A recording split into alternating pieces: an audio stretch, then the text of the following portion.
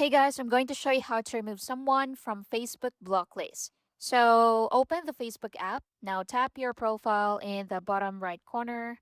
Scroll down until you see settings and privacy. Click on that. Then select settings.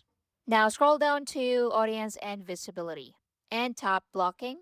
Find the person you want to remove from your block list. Then tap unblock next to their name. Confirm by tapping unblock again. So as you can see, that person was removed from the block list. So again, just tap unblock next to their name, tap unblock again, and they'll be unblocked. On Facebook website, you can go to Facebook and sign in. Click your profile picture in the top right corner. Select settings and privacy. Then select settings. Click blocking in the left sidebar. And under block users, find the person you want to unblock. Then click unblock beside their name and click confirm.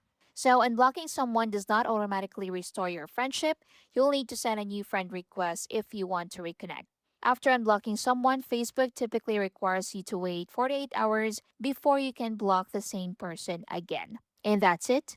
Thank you for watching.